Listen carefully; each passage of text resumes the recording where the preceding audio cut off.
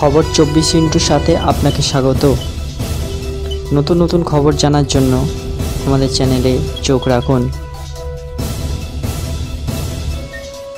নমস্কার দর্শক বন্ধুরা, স্বাগত আমাদের এই চ্যানেলে।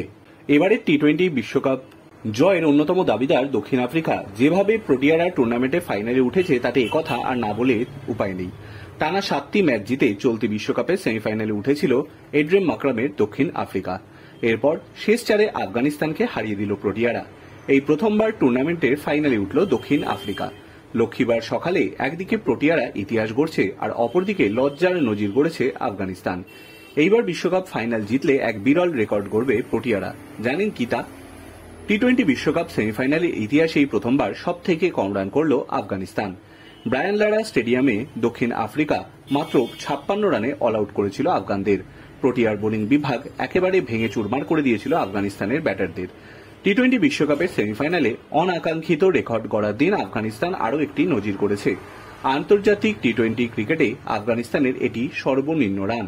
এর আগে মিরপুরে বাংলাদেশের বিরুদ্ধে 2014 সালে আফগানরা 72 রান করেছিল। এইবার সেই রেকর্ডও ভেঙে গেল। এইবারের বিশ্বকাপ সেমিফাইনালে আফগানিস্তানের হয়ে সর্বাধিক রান করেন আজমতুল্লাহ ওমরজাই, 10 রান। তবে অবাক করার বিষয় হল আফগান প্রোটিয়া ম্যাচে রশিদের ইনিংসে সবথেকে রান এসেছে এক্সট্রা থেকে, কারণ প্রোটিয়ারা বোলাররা এক্সট্রা দিয়েছেন 13 রান। বিশ্বকাপ ফাইনালে ওঠা প্রোটিয়াদের সামনে এবার এক বিরল রেকর্ডের হাতছানি। তা কি? আসলে টি-20 বিশ্বকাপের ইতিহাসে কোনো টিম এখনো অব্দি অপরাজিত থেকে চ্যাম্পিয়ন হয়নি। দক্ষিণ আফ্রিকার কাছে এইবার সেই সুযোগ থাকছে।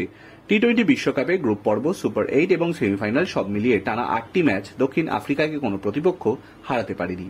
তাই ফাইনাল জিতলেই ইতিহাসের পাতায় উঠবে দক্ষিণ আফ্রিকার নাম। ব্যুরো রিপোর্ট, খবর 24x7।